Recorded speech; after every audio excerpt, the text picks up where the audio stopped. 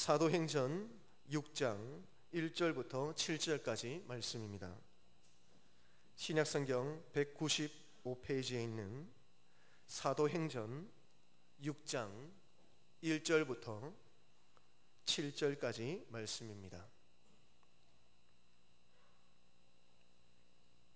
그때의 제자가 더 많아졌는데 헬라파 유대인들이 자기의 가부들이 매일의 구제에 빠짐으로 히브리파 사람을 원망하니 12사도가 모든 제자를 불러 이르되 우리가 하나님의 말씀을 제쳐놓고 접대를 일삼는 것이 마땅하지 아니하니 형제들아 너희 가운데서 성령과 지혜가 충만하여 칭찬받는 사람 7을 택하라.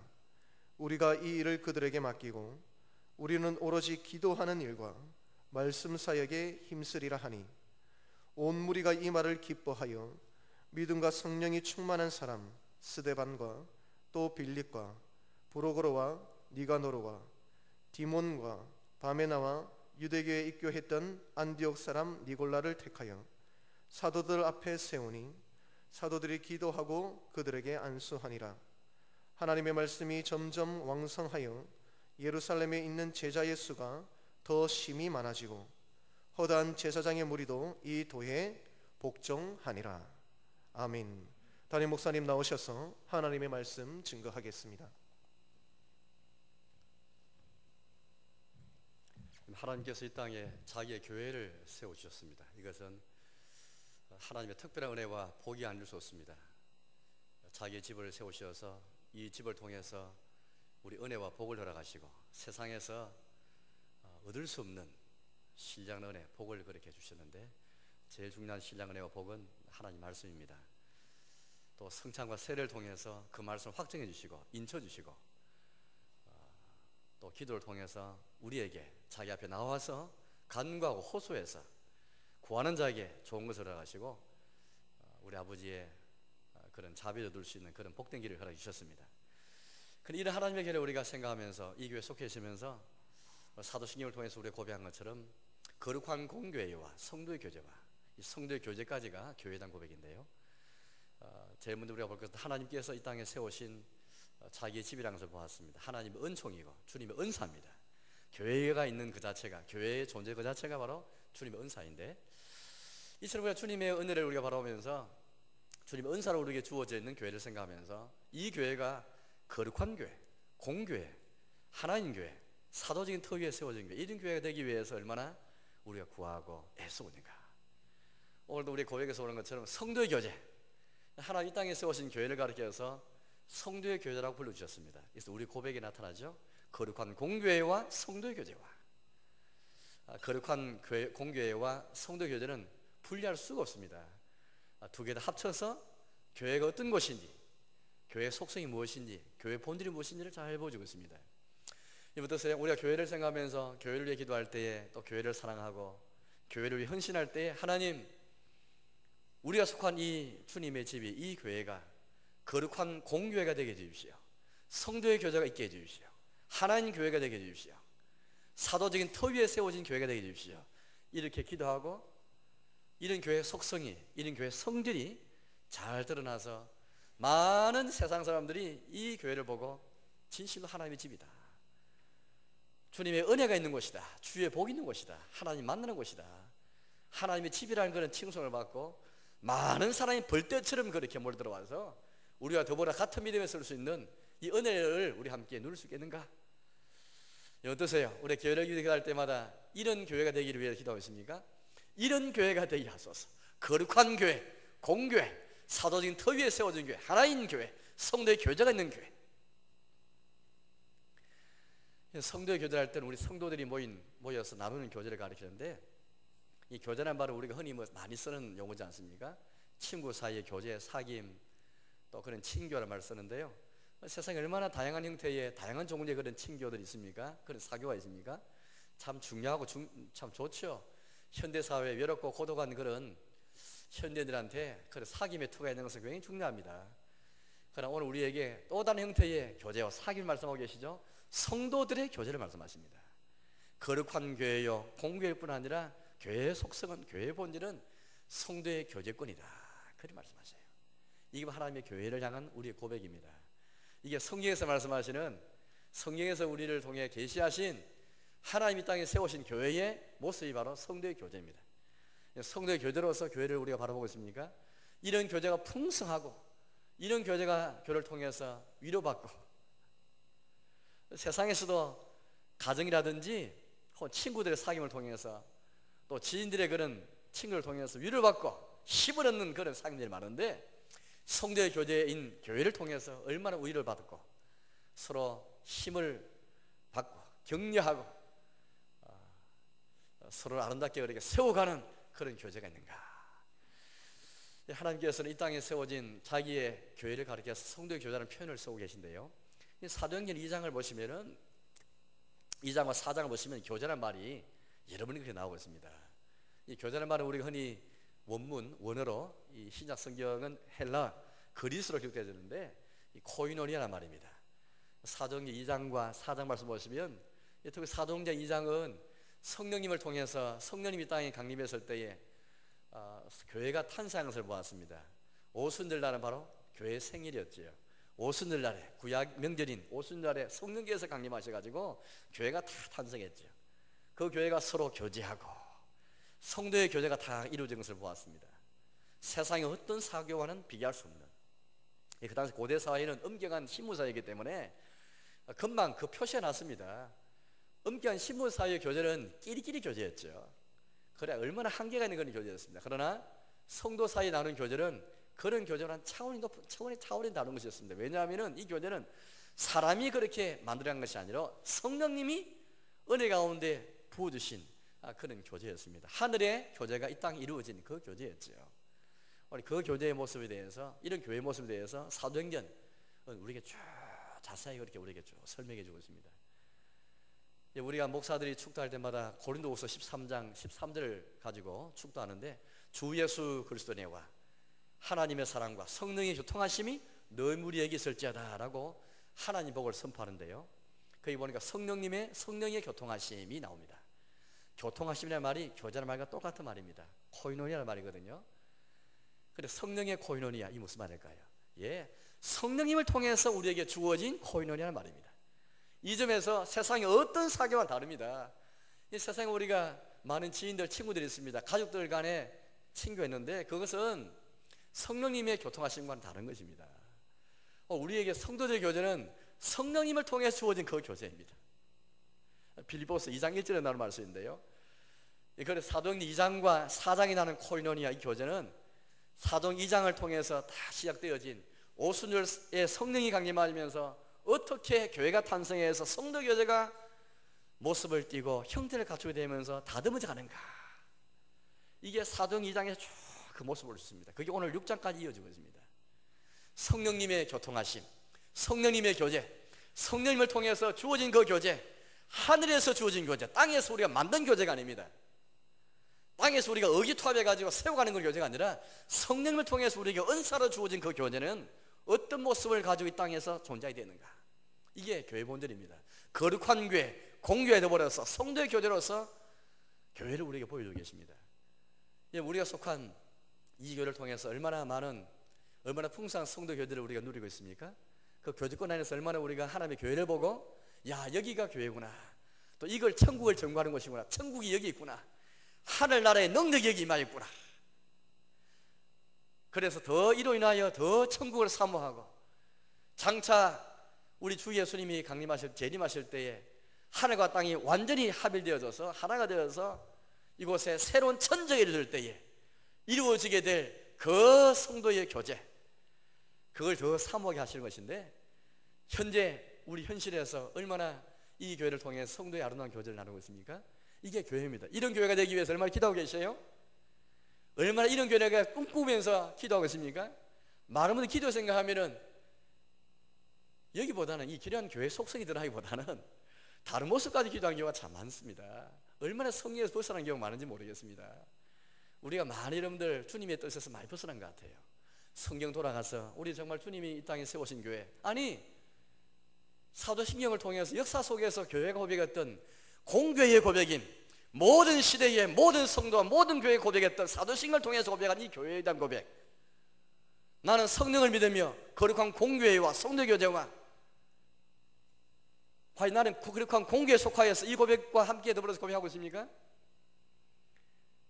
그냥 예배 시간에 형식으로만 고백했다면은, 만일 이 고백이, 교회단 고백이 거룩한 공교에 되게 해주십시오, 성령이 더 있게 해주십시오라는 고백이 입술로만 그치는 것이 아니라 나의 삶 속에 살아있는 고백이 되었다면은 우리는 그런 공교회에 속할 자격이 있습니다. 그러나 만약에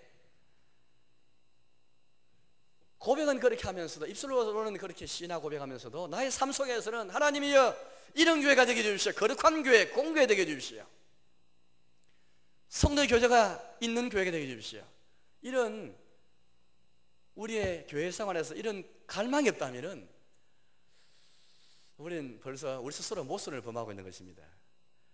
어떤 교회가 되기 원하세요? 물론 우리는 이런저런 교회가 되기를 원하는 꿈들이 많고 비전들이 많을 것입니다. 그러나 하나님께서 땅에 교회를 세우실 때에 성경을 통해서 계시하신 그 교회가 이런 교회 되기 원하셨고, 우리 믿음의 선진들이 거룩한 공교회가, 모든 시대회가 이 사도신경을 통해서 이런 교회가 되기를 꿈꾸면서 고백해 왔습니다. 그래서 우리는 이 사도신경을 통해서 함께 같은 마음을 가지고 고백할 수 있으면서 공교회의 모습을 가지면서 이 고백이 나의 고백이 될 수 있는 거예요. 여러분, 정말로 교회를 기도하실 때에 교회가 속한 문제들이 많을 것입니다. 교회가 당한 당면한 문제가 많을 거예요. 옆에 형제들의 그런 문제가 많이 보입니다. 그러나 가장 먼저 염두에 둘 것은 오늘 이 고백처럼 주여 거룩한 교회, 공교회가 되게 해주십시오, 아류교회가 되게 해주지 마시고 아류교회가 아니라 공교회가 되게 해주십시오, 우리 교회가 아니라 주님의 교회가 되게 해주십시오, 세상의 사귐과 별 다를 바 없는 교회가 아니라 성도의 교제, 성령의 교통하심 있는 성령의 교제가 되게 해주십시오. 성령님을 통해서 이 땅에 준 교제는 세상 사교와는 혹 식사는 같이 할 수 있고 운동도 같이 할 수 있겠지만은, 그러나 분명히 다르겠죠. 내용이 다르겠죠. 오늘 얼마나 많은 현대인들이 외로워하고 고독해하고, 얼마나 많은 사람 교제에 상처를 받아가지고 관계 상처를 받아 얼마나 힘들어 하십니까? 그럼 우리는 이 교회에 와서 성도 교제가 풍성해서 우리 위로받고 위로를 주고 힘을 얻고 힘을 공급하고 서로 격려하는 그런 성도 교회가 됩니다. 이게 성령님의 교통하심인 것입니다. 사도 2장에 보시면 얼마나 서로 마음을 같이 해서 떡을 떼고 식사를 같이 하고 함께 찬송하고 함께 같은 자리에서 기도하고 함께 말씀을 듣고 함께 기도하며, 얼마나 서로 옆에서 일심으로 주 앞에 대주제이신 하나님 기도하면서 마음을 같이 했습니까? 함께 서로 나누었죠. 나누고 공유하였습니다. 서로의 필요를 따라서 나누어주는, 내 욕심만 채우는, 저 어제 아래 어떤 아티클 하나 읽었는데, 어떤 글을 읽었는데, 허영의 도시, 허영의 교회를, 그런 글을 읽었습니다. 한국 교회가 60년대를 지나면서 1960년대 지나면서 경제 발전을 그렇게 온 나라가 집중하면서, 그 자체 나쁜 건 아니잖아요. 경제 발전을 도모하고 경제 성장을 도모하면서 그건 좋았는데, 잘 살아보기 위해서 애를 쓴 건 참 좋은데, 그러나 그러면서 우리가 많은 잃어버렸잖아요. 가정도 파괴되어지고 농촌도 파괴되어지고 또 인권이나 자유 같은 그런 귀중한 가치도 파괴되어지고, 산업화되면서 농촌이 피폐화되어지면서 인심도 각박해지면서, 그런데 이 도시가 허영을 그렇게 꿈꾸면서 살아왔는데, 문제는 교회가 다 거기에 발맞춰 왔는 거예요. 교회도 같이 허영을 꿈꾸고 온 겁니다. 저는 그걸 읽으면서 참 마음이 그렇게 좋지 못했습니다. 여러분 어떠세요? 교회가 허영을 꿈꾸고 허영을 가르치고 허영을 조장하고 허영을 채워주는 그런 교회가 아니라, 오늘 성경에 나와 있는 것처럼, 우리의 고백에 있는 것처럼 거룩한 교회, 공교회, 성도 교제가 있는 교회 되기 위해서 얼마나 애를 쓰고 얼마나 꿈을 꾸고 우리가 사모하면서 이런 주여 이런 교회 되게 해주십시오. 우리에게 수가 적어도, 우리에게 돈이 적어도, 건물이 연약해도 이런 교회가 되게 해주십시오. 이런 꿈을 가지고 얼마나 우리가 기도하고 소원하고 있습니까?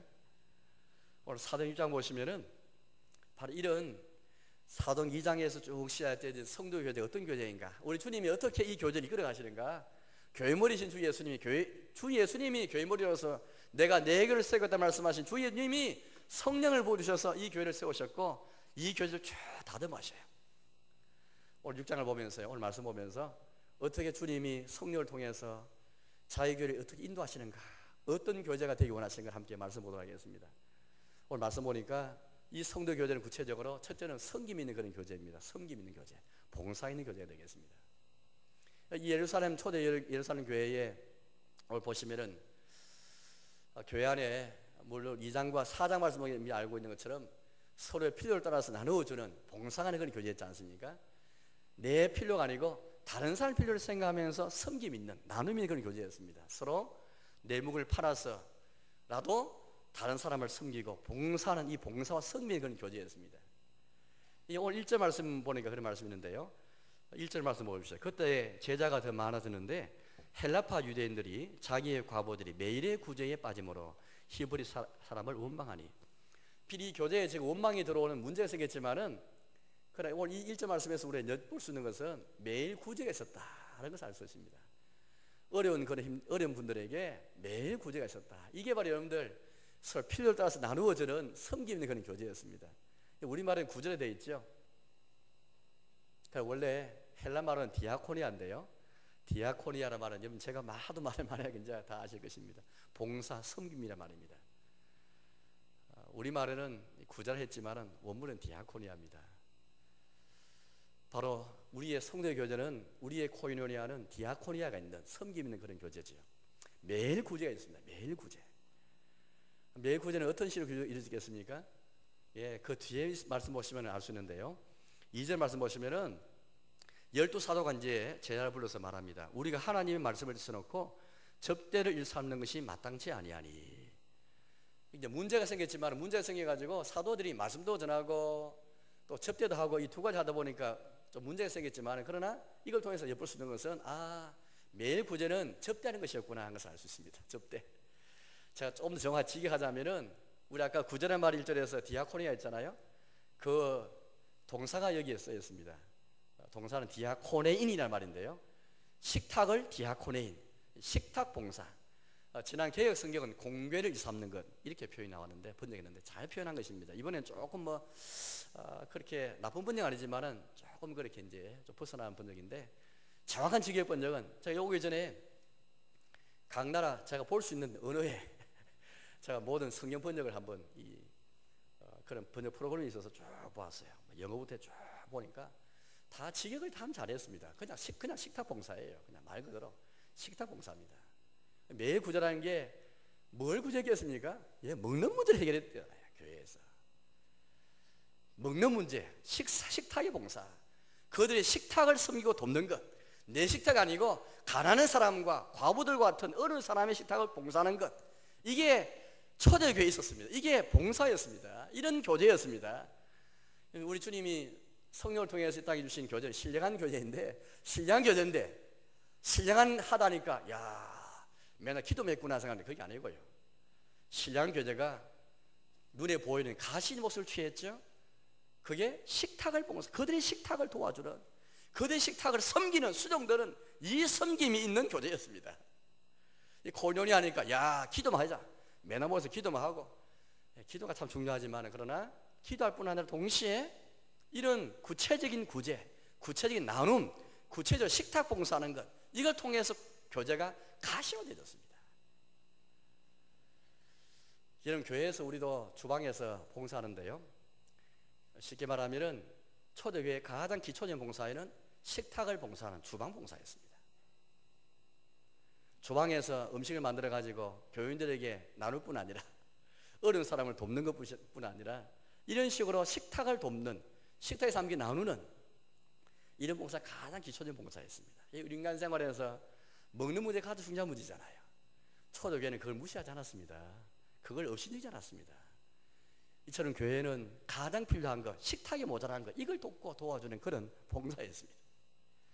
그런데 중요한 것은요, 이 봉사라는 말을 그러면 사도들이 말씀을 전하는 이것은 봉사가 아니겠구나, 그건 좀 고차원적인 봉사겠구나 라고 생각할지 모르겠습니다. 그렇지 않습니다. 식탁을 돕는 봉사나 사도를 통해서 하나님 말씀을 그렇게 참 전하는 것이나 본질이 같은 그런 봉사였습니다. 4절 말씀 보십시오. 이렇게 말합니다. 우리는 오로지 기도하는 일과 말씀 사이에게 힘쓰리라 하니. 말씀 사이에게 힘쓰리라 하니. 우리말에는 이제 이 사이라는 말로 번역했는데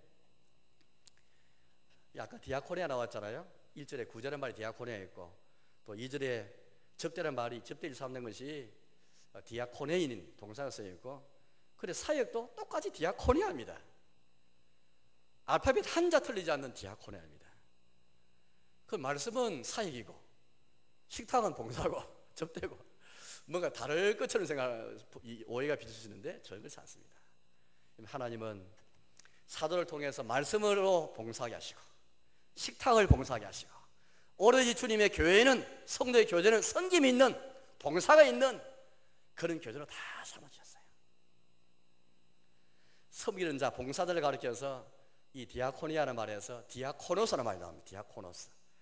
그게 집사입니다. 집사라는 말이 섬기는 자고 그게 봉사자입니다. 목사도 집사예요.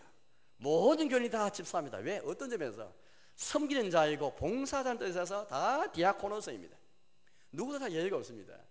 누구든 신자라면 다 디아코노스, 복음의 디아코노스, 교회의 디아코노스, 예수도의 디아코노스가 다 돼야 합니다. 목사만 복음의 디아코노스가 아니라 모든 신자라면 집사만 디아코노스가 아니라 권사든 모든 직분자들이 모든 신자라도 혹 교회 처음 오신 새 가지고 할지라도 우리 예수님이 섬기는 자의 본을 보여주셨기 때문에 내가 너희에게 본을 보이노라 라고 말씀해 주셨습니다. 그래서 우리 예수님을 닮기 위해서 예수님의 자신을 따라가기 위해서 예수님 자신이 섬기는 자로 오셨기 때문에 내가 너희 가운데 섬기는 자로 있노라 너희 중에 있노라 라고 말씀해 주셨습니다. 예수 여전히 우리 가운데 여전히 교회 머리신 예수님이 지금 부활하셔서 하나님 보좌에 계시지만 여전히 이 자기의 교회에 계시면서 섬긴 자로 우리 계셔요. 우리 어떤 주님을 이 시간에 우리가 예배하고 있습니까? 어떤 우리의 예수님을 우리 예배하고 있습니까? 섬긴 자로 오신 예수님을 우리가 보면서 예배하고 있습니다. 고개를 숙일 수밖에 없죠. 우리의 주님이신데 우리 목자인 주님이 어떤 우리 가운데 계시면서 지금도 우리에게 섬기는 자로서 어린 양으로 계십니까? 너희가 나를 본받아라 그런 말씀이 아니겠습니까? 우리 사랑하는 성도 여러분, 특히 직분자 여러분, 직분자는 무엇보다 섬긴 자입니다. 목사라도 섬긴 자이고 장로도 섬긴 자이고 집사도 권사도 모든 신자는 다 섬긴 자입니다. 오늘 지금 선거하는데 어떤 사람을 선택할 것인가? 예, 섬기는 자입니다. 식탁 봉사나 말씀 봉사나 그걸 누구를 섬기겠습니까? 이걸 통해서 하나님을 섬기고 사람을 섬기는 겁니다. 혹 나라의 지도자를 뽑을 때도 잘 뽑아가지고 얼마나 고생을 많이 하게 됩니까? 대통령 잘 뽑든지 국회 잘 뽑으면 얼마나 고생합니까? 오늘 저희 여러분들이 우리의 일꾼이 아니고 우리의 교회 일꾼이 아니고 주님의 교회 일꾼입니다. 하나님의 일꾼인데 우리 주님을 보신 것처럼 누가 가장 주님을 섬기면서 교회를 섬길 자인가? 누가 가장 식탁 봉사를 잘할 자인가? 식탁이라는 이 상징을 통해서 누가 가장 그렇게 참 잘 사람을 섬기는 자인가? 사람을 섬기는 그런 성향이 없으면은 그런 사람이 지붕이 되면요 사람을 괴롭힙니다. 부립니다. 교만합니다. 자랑만 합니다. 결국 식탁 봉사를 통해 사람을 섬기는 것이고 하나님을 섬기는 것인데 이런 거 우리 보지 아니하고 다른 자질을 보고 한다면은 그래서 나중에 결국 교회 직원은 목사, 장로, 집사, 권사는 다 교회를 다스리고 교회를 다 봉사하는 사람들인데 어떻게 이런 사람 봉사는 마음이 없는데 이러면 어떻게 그걸 어떻게 여러분들 이게 과연 교회가 평안하게 되겠습니까? 섬김이 아니고 다른 모습으로 날 가능성이 많습니다. 오늘 저희 여러분들은 섬김을 위해서 주님이 교회 직원을 세우시고 우리를 부르셨다라는 것 이걸 한번 생각해 보면 좋겠습니다. 그래서 교회 직원은 교회 직분자는 섬김이 있고 섬김의 일이 있고 그 다음에 직원을 부르십니다. 명예를 위한 직업 직분 없습니다. 명예 목사, 명예 장로, 명예 집사, 명예 권사는 다 비성경적입니다. 그래서 우리 헌법에도 이게 잘 명시되어 있습니다. 명예 집사, 명예 장로, 명예 권사는 성경에 위배이 되므로 우리가 다 금하도록 하지 않도록 다 저희가 결정해 놓았습니다. 너무너무 잘 결정해 놨죠. 명예를 위해서, 내 명예를 위해서 직원이 되는 게 아닙니다. 내 명예를 위해서 내 나이쯤 되면은 내 체면 생각하면은 장로가 돼야 되겠다, 권사 돼야 되겠다, 집사 되겠다. 그 얼마나 여러분 하나님 앞에 옳지 못한 그런 생각입니까? 순전한 마음으로 우리 주님이 말씀하시기를 너희가 직분을 삼아라 말씀하셨습니다. 그 자체는 귀해요. 내가 장로가 되어서, 내가 목사가 되어서, 집사 권사가 되어서, 내가 청지에 대해서 이렇게 섬기겠습니다. 그 마음 자체는 참 귀합니다. 그러나 순전한 마음을 갖고 주님을 섬기는 마음이 있는가? 교회를 섬기는 마음이 있는가? 아니 이걸 통해서 식탁을 다 섬기는 마음. 주방이 시끄러우면 안 되고 식탁봉 시끄러우면 안 되잖아요. 참 조용한 가운데 다 봉사하는 이 봉사가 있는가? 이웃을 봉사하고 내 형제를 봉사하는 마음이 있는가? 그게 주님이 지구를 세우시는 목표입니다. 하나님이 지구를 세우신 목적은 에베소서 4장 말씀 보니까, 에베소서 4장 11절 말씀 보니까 하나님께서 어떤 사람은 선지자, 어떤 사람은 사도로, 어떤 사람은 복음전자, 어떤 사람은 목사로, 어떤 사람은 교사로 주셨으니 이는 성도를 온전하게 하여 봉사 일을 하게 하며 그리스도의 몸을 세우려 하심이라, 그런 말씀해 주셨습니다. 너무너무 귀한 말씀이에요. 하늘로 올라가신 우리 예수님이, 교회 머리신 예수님이 교회에 은사를 주셔가지고 어떤 사람은 사도로, 선지자로, 복음전자로, 목사로, 교사로 세워서 이는 성도를 온전하게 하여 봉사 일을 하게 하며 그리스도의 몸을 세우려 하심이라. 하나님이 지구를 교회하라 하신 목적은 이제는 지금만 섬기는 자가 아니라 성도를 온전케 해서 모든 신자가 다 온전하게 되어서 신자들도 봉사의 일을 하게 하며 이렇게 해서 그리스도의 몸을 세우려 하심이라. 몇 가지 여기서 중요하게 우리가 생각할 점이 있는데, 주님이 지구를 주신 목적은 지구이 먼저 섬기자 되어서 성도를 온전하게 해서 봉사일을 하게 하는 것입니다. 결국엔 지금만 섬기는 자가 아니라 모든 성도를 하면은 온전하게 되어서 봉사일을 하게 하는 것. 이미 우리 봉사가 뭔지 보았잖아요. 식탁 봉사하고 말씀 봉사하며 이와 연관된 봉사입니다. 저는 생각할 때 우리 교회에 사역원이 있는데, 그 사역이란 말은 여기 사역이란 말이 이제 4절 말씀 나오는데, 엄격하게 말하면 그게 봉사지, 봉사.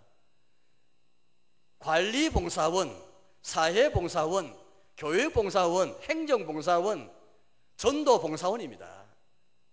사역이라 말해가지고 우쭐대지 마세요. 다 봉사입니다.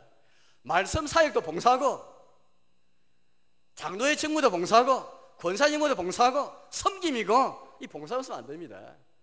사도원은 심지어 이 디아코노스라는 말은 섬기자뿐 아니라 때로는 이 헬라 말로 둘로스라는 말을 써가지고 둘로스 말 노예입니다. 노예가 종이거든요. 심지어 사도바울이 다른 곳에서는 단순히 디아코노스가 아니고 종이 되어야 한다, 노예에게 대해야 한다, 그런 식의 섬김을 강조하였습니다. 하나님께서 우리 요구하시는 그런 겁니다. 정말 내가 노예가 되기까지, 모섬이 되기까지 교회를 섬기고 내 형제를 섬기고 식탁을 잘 봉사할 수 있겠는가?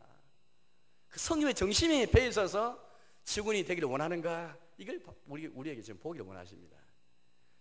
직원이 먼저 봉사자가 될 때에 그 다음에 모든 성도가 온전하게 되어서 봉사 일을 하게 되는 것이고, 이걸 통해서 그리스도의 몸이 세워지게 하려 하십니다. 예배당만 다 짓는 게 그리스도 몸이 세워지는 게 아닙니다. 어떻게 해서 그리스도 몸에 대해서 많이 말하는데, 교회를 가리켜서 말입니다. 어떻게 그리스도 몸이 세워지겠습니까? 그리스도 몸이 교회를 건물에 비교해가지고 건물이 건축되는 것을 비교하고 있는데, 어떻게 여러분들 우리의 속한 그리스도 몸이 완전히 세워진 교회가 아니고 완공된 교회가 아니고 세워가고 있는 진행 중인 건축 중에 있는 교회인데, 어떻게 그리스도 몸이 세워질 수 있겠습니까? 봉사일을 함으로써 세워지는 것입니다. 각각 우리가 여러 봉사를 속하여 사역에 속하여서 봉사하고 있는데 얼마나 잘 섬기고 계셔요? 얼마나 봉사하고 있습니까? 혹은 우리 자신을 주장하고 있지 않습니까? 나 때문에 시끄럽지는 않으세요? 겸손한 마음으로 잘 섬기는 것, 이게 주님이 첫째 원하시는 교제입니다. 이 성령님의 교통하신, 성령을 통해서 이 땅에 주어진 교회에 대해서 교제의 말을 쓸 때에 제일 먼저 섬김 있는 교제인가, 이거 우리에게 먼저 말씀하십니다. 두 번째는 이 성도 교제는 첫째는 섬기는 교제죠. 두 번째는 이 교제에 위기가 찾아올 수 있습니다. 예루살렘 교회가 지금 그런 경우가 되고 말았습니다. 이게 아름다운 성도 교제가 생겼지만은 헬라파 이제 유대인과 히브리 유대인들 사이에 한쪽에서 이 구제의 명단에 좀 빠지게 된 일이 있어가지고 아마 사도들이 말씀도 전하고 또 접대도 이렇게 하다 보니까 좀 규모 있게 못한 것 같아요. 그러다 보니까 문제가 생겼습니다. 어쨌든 결과적으로 교회에 원망이 들어오게 되었습니다. 1절 말씀에 나왔지 않습니까? 1절 끝에 보니까요, 원망하니, 히브리파 사람을 원망하니. 히브리 사람들은 좀 본토 사람들이고 헬라파 유대 사람들은 좀 더러운 사람들입니다. 근데 아마 이제 구제를 하면서 아마 히브리파 사람들이 뭐 고의적인지 그건 모르겠지만 여하튼간에 좀 구제 명단에서 빠지게 된 일이 생겨 말았고, 이것 때문에 원망이 있게 되었습니다. 교회 안에 원망이 생기면 어찌 될까요? 예, 불평도 생기게 되고 문제가 다 교제에 검열하게 됩니다. 성령님을 통해 세워진 이 땅이 교제인데 어쨌든 간에 원망이 생김으로써 한쪽이 다른 한쪽을 원망하면서 그렇게 풍성 아름다운 선한 교제가 깨어지고 있습니다. 위협당하고 있죠. 이렇게 원망이 생기면은 말씀 봉사가 제대로 되겠습니까? 식탁 봉사 제대로 되겠습니까? 교육 봉사가 제대로 되겠습니까? 모든 주님의 교회에 이르는 봉사가 다 그렇게 다 연료되기 때문에 원망이 들어오면은 처음에 원망이 한두 사람 생기다가 계속해서 원망이 점점 퍼지게 되면 확산되면은 교회 전체 여기에 휩쓸리게 됩니다. 그럼 일을 못하게 됩니다. 정말 전도도 못하게 될 것이고 성기도 못하게 될 것이고 많은 문제가 발생하게 될 것입니다. 원망이 하나 들어오면은 내 가슴에 원망이 들어든지 우리 가정에 원망이 들어든지 한 단체에 원망이 들어오면 어찌 되겠습니까? 이 원망, 이 부정적인 것은 걷잡을 수 없이 순식간에 퍼지고 맙니다. 마침내 이제 사도들이 그렇게 팔을 붙이고 나서게 되었죠. 그래 먼저 우리 하나 생각할 것은 여러분 성도의 교제, 이 땅에 세워진 성령님의 교제이지만은 이 땅에 있는 성도의 교제는 한계가 있습니다. 위기가 찾아올 수 있습니다.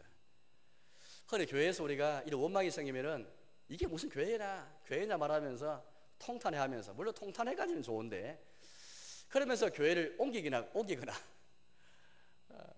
그런 게 참 많이 있는 것 같아요. 이거 어떻게 생각하세요? 만약 이처럼 교회 안에 교제 속에서 원망이 생긴다 할지라도 우리 주님 우리에게 보여주시는 것은 이 땅에 있는 성도 교제를 이상적으로 생각하지 말라, 그렇게 말씀하세요. 왜냐하면 교회는 의인들의 회중이면서 죄인들의 공동체이기 때문입니다. 이 점 잃어버리면 우리는 서로에 대해서 늘 비난하고 정죄합니다. 늘 이상적으로만 상대방에 대해서, 늘 교회에 대해서 이상적으로만 딱 꿈꾸면서 그래 기대 못 미치면 항상 비판하고 정죄합니다. 그럼 어떻게 우리 견뎌낼 수 있겠습니까? 그러면 상대방에 대해서 어떻게 좀 넓은 마음과 여지를 갖고 참아주고 기다려주겠습니까? 용납할 수 있겠습니까? 용서할 수 있겠습니까? 될 수가 없습니다. 여러분 항상 교회는 이런 식으로 도덕적인 문제 때문에 결점이 있어가지고 교회남을 깨뜨리고 하나됨을 그렇게 깨뜨려버린, 분리하고자 하는 그런 사람들이 항상 있어 왔습니다. 이건 잘못된 것이죠. 제가 이 설교 준비하면서 종교학과 칼빈이 쓴 기독교 강요라는 책을 읽었습니다. 기독교 강요는 칼빈이 28살 때 쓴 책인데 성경을 잘 이해하도록 위해서 쓴 그런 책이 고전이죠. 그래서 우리 교우들도 이 책을 꼭 읽으면 좋겠습니다. 신앙이 다 비약하게 되는 그런 경험하게 될 것인데, 이 칼빈이 이렇게 지적하였습니다. 을을 위해서 투쟁하려다가 교회가 의롭지 못하고 교회가 유리지 못하기 때문에 그렇게 투쟁하다가 천국에서 떠나는 일이 없도록 하라, 그렇게 말했습니다. 왜 교회를 이상적으로 생각하면서 왜 서로 비난하고 정죄하는가? 이것은 첫째 교만이기 때문이고, 교만하기 때문에 그런 것이고, 두 번째는 의에 대해서, 주님의 거룩에 대해서 잘못된 그런 열심, 잘못된 그런 생각 때문에 다 그렇게 된다. 교회의 표지, 이 땅에 하나님이 각기 가지라고 이렇게 주신 그 표지, 그 모습이 없다고 해서 교회를 분리한 것은 참 잘못되었다, 그렇게 칼빈이 지적하였습니다. 이것은 뭐 이 시대뿐만 아니라 고대부터 늘 있어왔기 때문에 칼빈이 그런 통찰을 갖고 성경의 중심에서 잘 그리 지적했죠. 그러면서 칼빈이 이런 고린도전서 11장을 인용하면서요, 성찬에 나올 때에 그 떡을 먹기 전에 너 먼저 자기를 살피고 그 다음에야 떡을 먹고 마시라, 그렇게 우리에게 말씀해 주셨습니다. 이 말씀을 칼빈이 인용하면서 바울 통해서 주님 우리에게 뭘 말씀하시느냐, 성찬 오면서도 야, 저 사람은 저래 갖고 성찬이 잘 나가네, 저래 갖고 자기 전에 먹고 마실 텐데 잘 나가네, 이런 식으로 남을 살피다 했지 않았다. 자기를 살피랬지 왜 남을 살피느냐. 물론 가슴이 아프지만 그러나 하나님이 우리에게 말씀하시기를 자기를 살피랬지 왜 남을 살피느냐고. 칼빈이 바울을 통해 주신 말씀을 잘 인용해가지고 지나치게 이렇게 잘못 오해한 의의 열심을 가져다가 천국을 버리는, 천국을 떠나는 그런 일들이 얼마나 우리에게 있는지 모르겠습니다. 교회는 죄를 향한 용서의 은혜가 넘치는 곳이고 그 용서 은혜가 늘 교회가 존재하는 항상 있도록 해주셨습니다. 교회 와서 우리는 교회를 이상대로 보지 말고 초대교회, 바로 예루살렘 초대교회 성령님의 교통하심이 강력하게 역사하고 임하는 꿈틀거리는 그런 교회라 할지라도 위기가 찾아왔습니다. 원망이 찾아왔잖아요. 문제는 이제는 어떻게 원망에서 벗어날 수 있는가, 어떻게 원망을 없앨 수 있는가, 어떻게 다시 그 교제를 해볼 수 있는 이게 문제이지 않겠습니까? 그래서 오늘 하나님께서 우리가 어떻게 이 교제를 인도하셔요? 예, 방금 우리가 말씀한 것처럼 사도들 외에 7사람을 세워가지고, 물론 이건 집사에 우리 기울여 보는데요, 7사람을 선택해서 7사람을 세워가지고 원망을 다 그렇게 없애야 하는, 봉사를 규모 있게 만들어가지고, 봉사의 질서 있게 만들어가지고, 쉽게 말하면 지금까지 봉사는 잘했는데 봉사의 규모가 없고 질서가 없어가지고 사도리 다 하다 보니까 기도도 전무 못했고 말씀 전하는 봉사도 전무를 못해가지고 문제 생기고 말았습니다. 그래서 이 원망의 원인을 잘 찾아가지고 직분자를 세워서, 직원을 세워서 봉사의 규모를 갖추어서, 다시 말해 성도의 교제에 질서 있게 해서 규모 있게 하고 풍성 있게 만들었습니다. 따라서 세 번째 성도 교제는, 첫째 제가 올 대제는 섬김 있는 교제이고, 두 번째는 이 교제에 위기가 올 수 있고, 세 번째 대제는 성도 교제는 질서가 있는 교제입니다. 성도 교제를 해가지고 아무렇게 하는 게 교제가 아닙니다.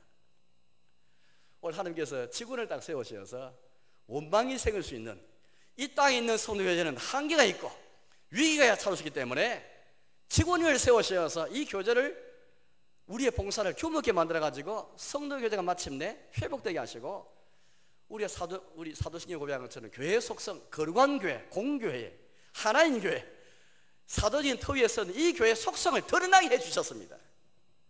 하나님께서 왜 직원을 허락하시는가? 우리는 성경의 계시를 따라서 우리가 직원을 세운 게 아니고 하나님께서 자기 계시를 통해서 직분자 허락하셨고, 그래서 교회가 존재하는 이런 직무 때문에, 이런 직무와 이런 일 때문에 하나님이 목사를 부르시고 장로를 부르시고 집사를 부르시고 권사를 부르신다. 우리 그렇게 믿고 있습니다. 하나님께서 인도하셨다. 이 교제를 인도하셨다. 그렇게 믿고 있습니다. 하나님은 질서의 하나님이시죠. 하나님은 교회에 질서를 주셨습니다. 아무렇게나 교회 일을 하게 하지 않았습니다. 너희가 품위 있게 하라, 질서 있게 하라. 고린도전서 14장의 말씀이죠. 너희가 질서 있게 품위 있게 하라.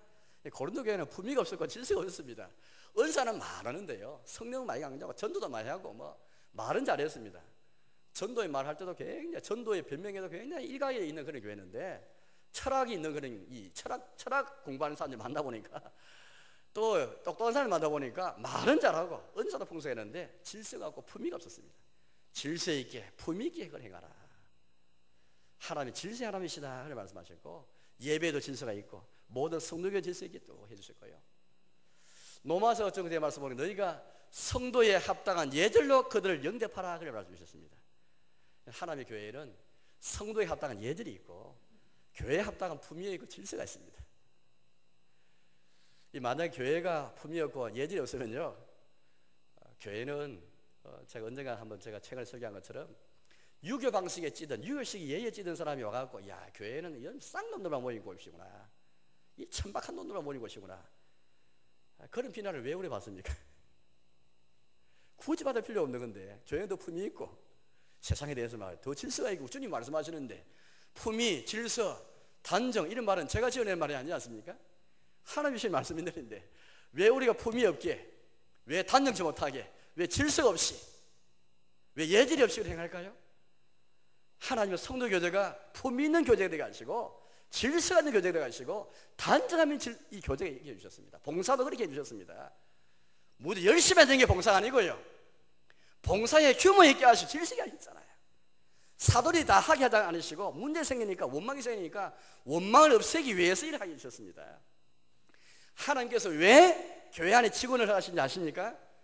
혹 생길 수 있는 성도 교제에 금이 갈 수 있고, 성도 교제 위협이 생길 수 있고 위기가 올 수 있을 때, 원망이 생길 때에 규모 있게 다 봉사를 하게 하도록 만들고 질서를 세워서 하게 하심으로써 성도의 교제가 더 풍성하게 하셔서 교회가 교회답게 세워질 수 있도록 주님이 직분자 허락하셨습니다.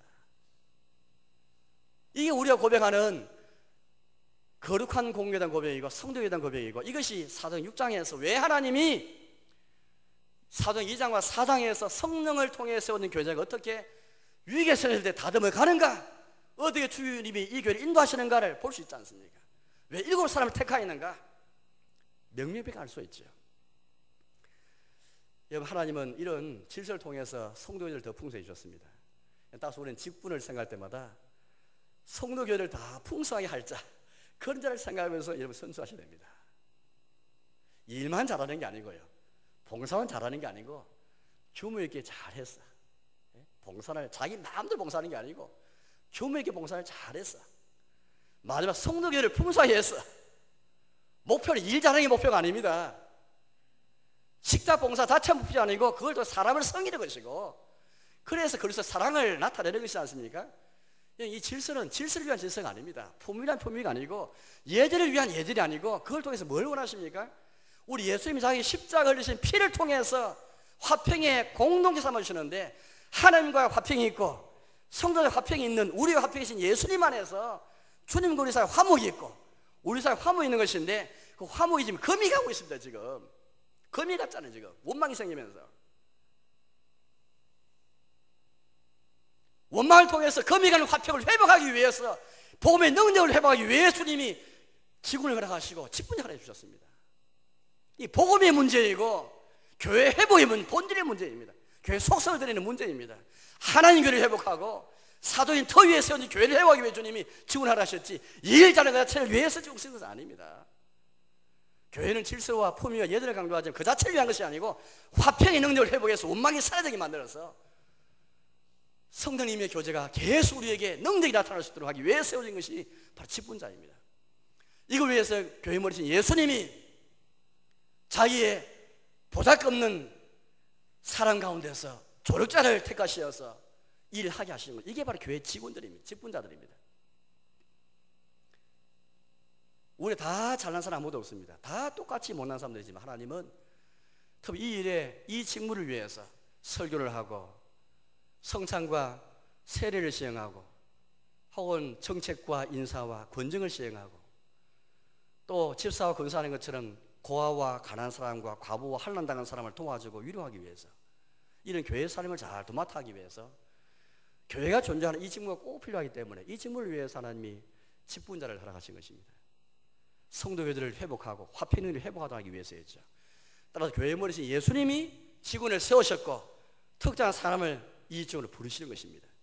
우리가 직원 선거를 앞서서 제일 무시할 것은, 물론 우리가 선출하지만은 주님이 우리를 통해서 부르신다. 이 사상 잊어버리면 안 됩니다. 이 초반에 잊어버리면은 어떤 결과가 있는지 아세요? 계속 우리 마음속에 그 사람을 시키려고 애썼습니다. 우리 그게 아니고, 주여 주님이 누구를 부르십니까? 부르신 자가 주님이신데 우리를 통해 주님이 어떤 자를 부르십니까? 이 마음시대. 여러분, 직원 선거는 대통령 선거보다 어렵습니다. 더 까다롭습니다, 여러분들. 왜냐하면 3분의 2가 찬성이 나와죠. 3분의 2가. 어느 나라 대통령이 3분의 2 지지받는 대통령이 어디 있습니까? 없습니다. 가만수도 넣기 힘든데 30몇 프로가 넘어도 대통령 되잖아요. 우리나라는 3분의 2 넘는 직원 선출이 어디 있습니까? 우리는 또 공표 꼽혀하지 않습니다. 이름 쫙 읽어놓고 공표 꼽혀하면 될 텐데 우리 헌법은 다 금하였습니다. 왜 그럴까요? 주의 주권이 어디 있는가, 부르신 주님의 뜻이 어디 있는가, 이걸 보기 위해서입니다. 사람의 생각, 인본적인 생각이 절대 개입하지 못하도록. 우리 사람은 어쨌든 간에 내가 딱 시키고 싶은 사람이 있는데 요 사람 시키려 애를 씁니다. 그 자체가 나쁜 건 아닌데, 다시 한번 우리는 내가 씻고 싶다 할지라도 주의 뜻이 무엇인가를 물을 수 있는 겸손한 마음이 있어야 되는데 이게 마음이 없습니다. 자신을 위해서든 다른 사람을 선수할 때는 간에 우리 먼저 이 마음이 있어야 되겠습니다. 혹 내가 참 이 직무를 위해서 내가 헌신된 마음이 있다 할지라도 이 마음이 얼마나 귀한 마음이, 참 귀한 마음 같아요. 목사에 헌신하고 선교사에 헌신하고 집사와 장로지를 사모하면서 헌신하는 건 참 귀합니다. 오래 사모하면 능 자체는 나쁜 거죠. 그러나 문제는 그런 사모함이 있다 할지라도 부르시는 분이 주님이시다라는 이 믿음을 가지고서 기다릴 수 있는가.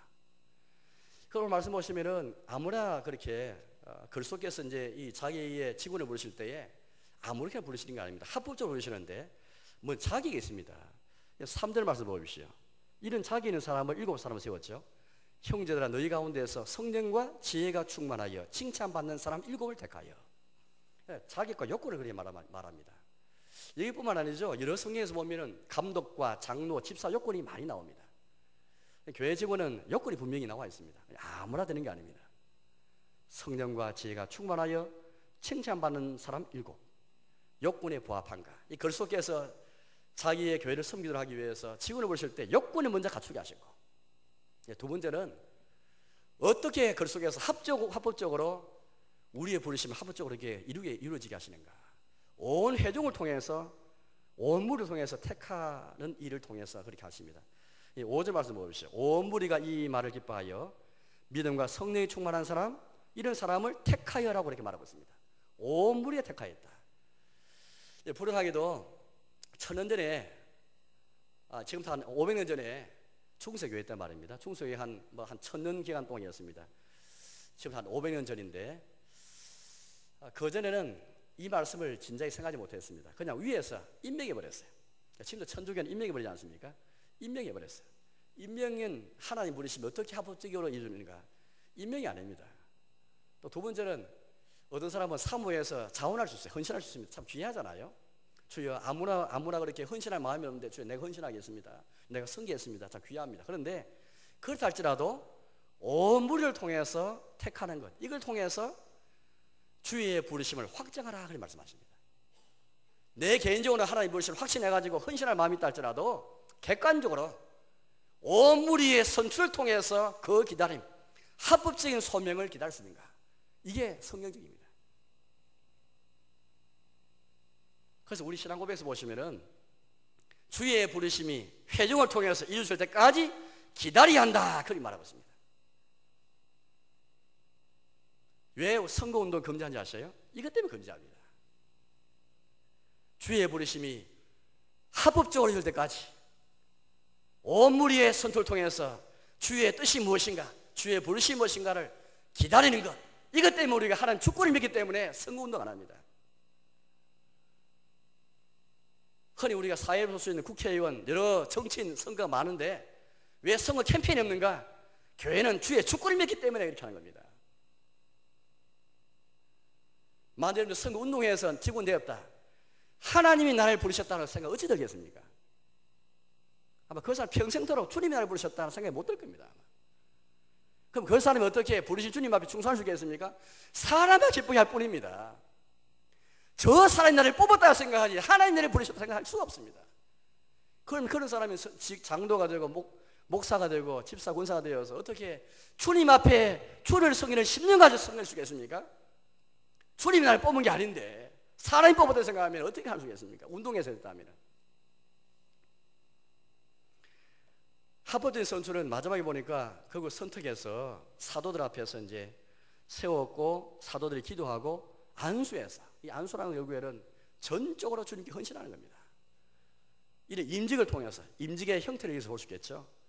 사도들 앞에 세워서 기도하고서 예배 드리는 가운데 안수해서, 우리 서약도 합니다만 이런 식으로 해서, 이 서약은 결국 이제 구약에서도 쭉 그런 이제 기운이 나오는데 이런 등등을 통해서 임직하게 되는 것을 우리 볼 수 있겠습니다.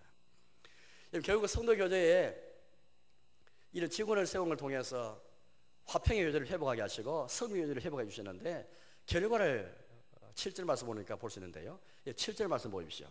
하나님의 말씀이 점점 왕성하여 예루살렘에 있는 제자의 수가 심히 많아지고 허다한 제사장의 무리도 이 도에 복종하니라.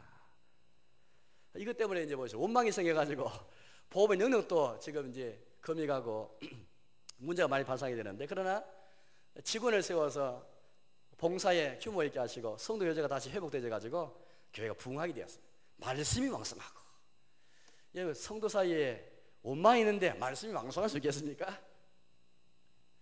말씀이 왕성할 수가 없습니다. 어떻게 제자의 수가 더 많아지는 구원의 수가 더해지고 전도 열매가 있고 성교 열매가 어디 더하겠습니까? 불가능합니다. 하나님이 이제 이런 은혜를 다 주셨잖아요. 특별히 말씀을 이게 보니까요, 왕성하여 심이 더 많아지고 라는 말 표현이 나오는데, 이 표현 여러분들 창세기 1장 말씀 보면 너희가 생존하고 번성하라 말씀하실 때 똑같은 걸 말씀입니다. 출애굽 1장 말씀 보니까 애굽에서 하나님 백성들이 핍박을 받았는데 핍박을 받을수록 더 번성하였는데 그때 쓰인 말과 똑같은 말입니다. 이스라엘 자손은 생육하고 불어나 번성하고 그러니까 온 땅에 가득하게 되었다라는 말씀이 출애굽기 1장에 말씀 나오는데 여기 거기 쓰인 용어가 다 나옵니다. 저 비록 예루살렘 교회를 향해서 외부적으로는 핍박이 있고 고난이 있어도 성도 교제가 회복되니까 말씀이 왕성하게 되고 제자의 수가 더 많아지고 제사장들도 조차 심지어 이 도에 복종하게 되었다. 기이한 일들이 나타나게 된 겁니다. 이제 말씀 맺겠습니다. 여러분 오늘 사도신경 순서를 따라서 성도 교제를 보았는데 이런 거룩한 공교회라는 고백과 같이 가는 고백입니다. 거룩한 공교회, 성도의 교제, 이거 우리가 사모하잖아요. 이걸 위해 기도해야 되겠습니다. 이런 교회가 되게 해주십시오. 성령님을 통해 세워진 교제, 그러나 이 교제는 성김 있는 교제였고 위기가 찾을 수 있지만은 직원을 세우셔서 다시 화평의 복음이 역사하는 풍성한 그런 교제가 있는 봉사 규모가 있는 그런 교제가 되어 주셨습니다. 오늘 이 성도 교회를 꿈꾸면서 이런 교회를 꿈꾸면서 우리가 나가야 되겠고 이걸 위해 하나님이 오늘 우리에게 직원 선출할 수 있는 그런 날을 허락하시는데 바로 이런 교제와 이런 교회를 생각하시면서 직원성을 임하십시오. 우리가 뽑지만은 주님이 부르신다. 이 목표를 위해 부르신다. 아무쪼록 나마다 우리의 신앙생활에서 우리 교회가 성도 교제가 풍성해서 교회가 교회다운 누구든 이 교회 끈 안에 들어와서 주님의 위로를 경험하고 주의 사랑을 체험해서 또 직원들을 통해서 특별히 봉사 일을 하게 하심으로써 또 모든 성도들을 본받고 함께 봉사하는 교회가 되어서 이 시대에 많은 고독하고 외로운 우리 이웃들이 이 교회를 통해 주를 만나고 그 사랑을 체험해서 함께 복음 앞에 나아가는 우리 모든 성도님들 우리 교회가 되시기를 주의 이름으로 축원합니다. 함께 통성으로 기도하겠습니다. 이런 교회와 이런 교회